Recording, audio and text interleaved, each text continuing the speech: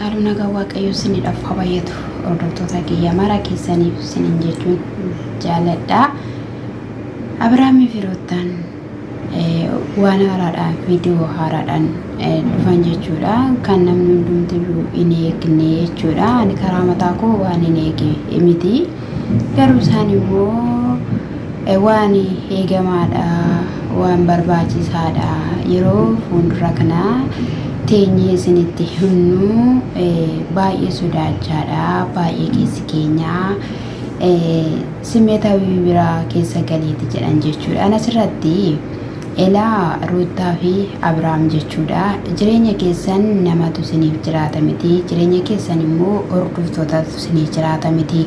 Garuu hordoftoonni bakka itti isinitti itti dogoggortanii maaliif iddoo kanatti dogoggortanii, lafa kanatti maaliif dogoggortanii, lafa kanarraa deebi'aa jedhaniitu miseejii isinii barreessu yookiin immoo koomentii isinii barreessu jechuudha. Asuma biraanis immoo irratti akkuma kana irratti dubbatu jechuudha. Iddoo kanatti Ruutaa balleesse, iddoo kanatti Abrahaamtu balleesse jedhanii irratti dubbatu. Kan isaan immoo irratti dubbatanis sinirraa akka barattanii, sinirraa akka deebitaniif jechuudha. Egaa gidduu kana inni hammaa kuni baay'ee jabaate jechuudha. Dhugaa dubbachuuf baay'ee jabaate jechuudha. Lachaan keessaniyyuu dogoggora qabdu. Abrahaam duwwaa miti jechuudha. Amma namni hundumtiyyuu gara Abrahaamitti fidee jiranatti fakkaata. Jalqaba irratti wantoonni garaagara samaatiin ishee nama kana faana siif hin ta'u hin barbaachisu waan takkanaa gaa'ela isa jedhan dura yoo sun taaniyyuu isuma yeroo daanii faana argitanitti yoo ta'eera baay'ee ulfaataa ture, baay'ee yaaddessaa ture, baay'ee jibbisiisaa ture jechuudha.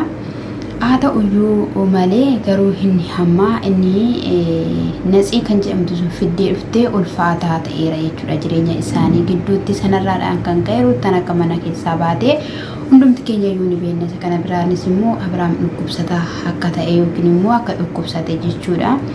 Sanarraadhaan kan ka'es qophaa kedduu kana ciisuun qabdu, maatii bira deemuu qabda jedhee obboleessisti dubbachaa ture. Innis immoo isa dhumaan barbaada waan ishiin natti haasoftu jedhee garuu ishiin argachuu baatte illee obboloonni isaa yookiin Efreemii fi Abeel maqaa mucaa sana eenyudha? Abeeluma miti, Abeel arganii toto'an jechuudha. Ishiin hin deebi'u jette. Garuu immoo edda isaaniin akkas jettee booddee galgalarra dhuftee waan qabdu mee hundumayyuu wanta fudhatamuu hin malle waan mana kana keessaa bahuu hin qabne hundumayyuu fudhatte jedhe jechuudha Abrahaami. Akkasi erga inni jedhee booddee ishiinis immoo yaada tokko tokko dubbatte jechuudha. Gaafa akkasittu yeroo hundumayyuu ofiidhaanii tamaaggadu yookiin immoo maayii jettillee beekullee baadhu of amansiisu, yeroo hundumaa of amansiisu kana ta'uu qaba, kana akkas ta'uu qaba jettanii yeroo hundumayyuu dhiphiftanii ofii gadi qabdanii amma yoomitti dandeessu. Kanaafiyyuu waan baay'ee obseera, waan baay'ee obseera, garuu kanaa olii jiraachuu hin danda'u. Kanaa ol waan uumanii jiraachuu danda'u hin qabu jette jechuudha. Isa irratti Abrahaamii waan balleesse qaba. Ani dubbadhee nama amansiisuu hin danda'u. Uumama kootiin daa'ummaa kootii kaasee nama kamiyyuu dubbadhee amansiisuu waan hin dandeenyeef kun rakkoo mataa kiyyaatidha. Hordoftoonni kiyyaa sintuna guddisee waggaa 3 ta'a. Akkasumallee Ruutaadhaan gara miidiyaa kanaatti kan fide anadha. Waliinidha kan miidiyaa kana jalqabne. Waan baay'ee gaariis yaraas waliin dabarsineerra. Amma kanas waan ishii midheesse qaba jedhees iyyaadu. Garuu immoo haa ta'uyyuu malee dhiifamas gaafadheera. Yeroo darbee ani garaa korraa bu'een dhiifama gaafadhe. Isin immoo dhiifama seeraan gaafadhnaan jettanii. Kanaafiyyuu atis garaa kee irraa dhiifama naa godhi, si yakkeera, si miidheera jedheenii ol ka'ee dhiifama gaafate jechuudha. Isa kanadha. Kana gidduutti ishiin baay'ee boche jechuudha. Baay'ee dhugaa dubbachuudhaaf boche nama oolchu. Ani yeroo hundumayyuu akkasin jedha, nama oolchu. Yeroo hunduma bu'u, yeroo hunduma gaddu, yeroo hunduma maalii nama oolchu. Namni walii galee hin jiraatu taanaan kan inni jedhu irratti ishiin hin hubattu taanaan kan ishiin jettu irratti inni hin hubatu taanaani jireenya kantuu jechuudha. Jireenya kantuu jireenya maraatummaa jiraatanii darbuu jechuudha. Dhugaa dubbachuudhaaf sinirraamtuu gaheera jedhee yaadan akka kootti jechuudha. Maaliif gaa'ela namaa gidduutti wanti baay'een hin ka'a, wanti baay'een hin ta'a, wanti baay'een hin uumama obboloota koo, waan baay'eetu ta'a jireenya namaa keessatti. Namni obseetuma wal gulfateetuma waan hundumayyuu keessa darba jechuudha. Maaliif isa nama fakkeenyaadhaaf miidiyaa irra jiru jechuudha.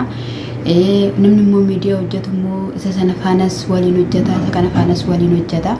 Gaafa ishee tokko faana hojjetan ishiin tokko si'iidhaa fi ani waan itti dhaga'amutu jira, ansiif simmeetaawwiin qaba jetti jechuudha akkana baate. Innis immoo gaafa ilma dhiiraa tokko faana hojjette shamarreen tokkos ani akka siif simmeetaawwiin qaba maaliin qaba jechuudhaan namni yeroo baay'ee akkasittidha wal miidha jechuudha. Ishi bakka tole bakka hedheeti osoo itti yaadiin waan hin taane keessa galee booda dhufee jireenya namaa miidha jechuudha. Akka kun Ruutaa fi Abrahaam kanatti jechuudha.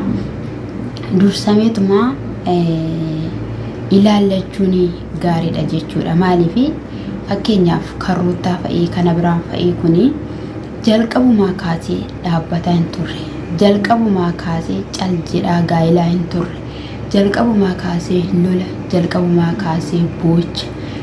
Viidiyoo Ruutaa yoo argitaniitu ta'e maatiin koo na didaniiru jettee Abrahaamidhaaf viidiyoo kan waraabde wayii jira chaanaal isaa irra jechuudha. Dura jalqaba jechuudha na yeroo fishiiti jaalatte sana jechuudha. Haa ta'uyyuu malee garuu cabsanii itti seenanii erga itti seenanis immoo ibiddumadhaa boba'umsumadhaa tasgabbaanillee maatii isaaniillee in araarfannee akkasumallee osuma wanti garaa jiruudha kan jaarsummaanillee dhaqee maaltullee tatatta'ee osuma iyyi jiruudha Dubaayillee dhufanillee akkasuma wakaba kan kaasan jechuudha. Namni jalqaba iddoo jirutti tasgabbaa'ee jalqaba lafa jirutti tasgabbaa'ee nagaa buuseetu waan hundumaa taasisa jechuudha. Waan hundumaa taasisa jechuudha. Na dargaggoonni bara kanaa yookiin immoo nuti dhaloonni bara kanaa waan baay'eedhaan in ariifanna jechuudha. Ariifachuu hin qabnu. Kanaafiyyuu egaa akka jedhamaa jirutti gargar baanaadha. Miin hundumtiyyuu fuudhameera jedhameera. Waan hundumtiyyuu kaafatteetti jedhee jira. Qulfeen ishee harka jira jedhee jira. Egaa of duuba deebi'uu hin barbaadu baqqaayee kaleessayyuu of duuba deebi'uu koon balleesse ennuman kaayyeffadhee karoorfadhe sana osoo murteeffadhee jiraadhee kan jedhudha. Inni kunis immoo akka gara Londonillee deemuudhaaf illee waan ta'eef hin dheeraa qophii xumurarra jecha wakabaa turanii nuti waan tikkeetti sana argines illee hin qabnu. Isa kanadha yookiin innuma sanayyuu iddoo biraa kireeffattee jiraachuufis ta'uu mala ture. Wanti nuti argines hin jiru yeroo sana jechuudha. Garuu immoo jalqaba irratti akkuma isiniin jedhee bilchaachuu nama barbaachisa dhugaa dubbachuudhaaf. Bilchaachuu nama barbaachisa, yaada ofii sirreeffachuu nama barbaachisa. Biyya lafaa kanarra yoo baay'ate waggaa 60 yoo baay'ate 70 isa kanayyuu kan jabaate kan waan gaarii hojjete tokko kan waan umurii laateedhaafidha jechuudha. Na kana gidduutti jireenya gaddisiisaa jireenya baay'ee ulfaataatu jiraachaa jira yeroo kana jechuudha. Gaa'elli namaa hundumaayyuu diigamaa jira jechuudha. Gaa'elli dhalootaa barbadaa jira dhugaa dubbachuudhaaf jechuudha. Gaa'elatti galtee diiddeedha baqqaayii keessayyuu warri miidiyaa irra jiranii baay'ee dhugaa gaa'elli isaanii tuqamaa jira. Inni hiriyaa qabu hiriyaa safaana inni bichaa baay'ee ulfaata jechuudha. Isaan egaa'ee kanadha wanta ati jechaa jirtu kun numaayyuu naaf hin galle naaf galaa hin jiru. Ani immoo edha biraan ammoo waan kun du'uudhaaf fa'ii du'uudhaaf waan nagaye lafti kun ila seexanni seenteetti jechuudha.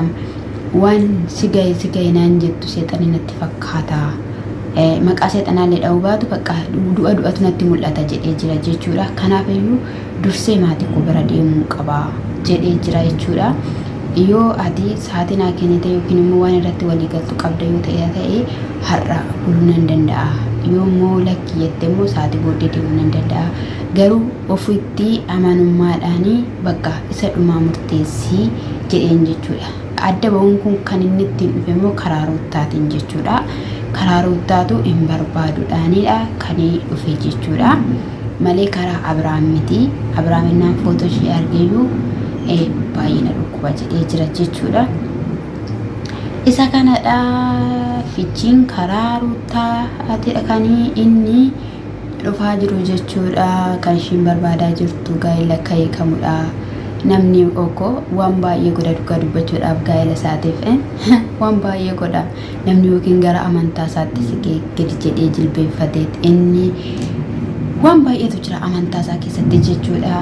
Sabalallee waan deemanillee qabanii erga lolli kudis jalqabumaa kaasee itti kun ta'uu jalqabeellee maaliif gara amantii keenyaatti illee sinne jedhaniillee waan sabalallee deemanillee fakkaatu. Namni gaafa tokko gaafa waa uumamu tokko gadi jedhee waaqa kadhatee tasgabbaaheetu jecha waan taanes yookiin immoo murtoon taanes fudhata malee simmi jedheetuma miidiyaa irratti bahee osoo gadi jedheen jilbeeffatiin osoo maaliin jedhiin osoo jechuun afuura waaqaan dhaggeeffatiin gaa'ela bittimsuu jechuun in ulfaata jechuudha. Namni gaa'ela jalqabaa bittimse immoo gaa'ela lammataatti gammachuu gaafa kamiyyuu hin qabaatu jechuudha. Maaliif inni ati jalqaba dabarsite sun inni jalqaba sii kenname suni yeroo hundumayyuu sitti yaadatama jechuudha. Kanaaf iyyuu ani amma dandeetti kootii yookiin immoo beekumsa kootii jechuudha. Jalqabuma gaarii godhaatii jireenya gaarii ijaaruu yaala jalqabuma jechuudha. Waan jalqaba bade immoo booda sirreessin jireenya gaarii jiraadha jettanii warri itti yaaddan dogoggortaniitu jechuudha. Kanaaf iyyuu obboloonni koo keessattuu shamarreen biyya ormaa keessa jirtu ati umurii kee laayifii kee yeroo kee waan hundumaa kee ijoollummaa kee yeroo waan hundumaa kee bifa kee biyya ormaa keessatti xabgootee guddeettaa. Galgalli kee akka bareeduuf dhaabbachuu qabdaa. Galgalli kee akka bareeduuf gaa'elli kee akka bareeduuf waan hundumaaf jechuudha tasgabbooftee sa'aatii itti fudhattee yeroo itti fudhattee of dhaggeeffatte dhimma gaa'ela keetii kana waaqa kee gaafattee itti seenuu si barbaachisa jechuudha. Isa dhugaan siniin jedhe isa dhugaa sa'aatiin na jala darbee yeroon na jala darbee umuriin kun na jalaa dhume jettanii waan hin taanetti waan boru sin hin boqochiifnetti hin galiina haafu malee akka kootti jechuudha. Isa kana siniin jechuun jaaladha.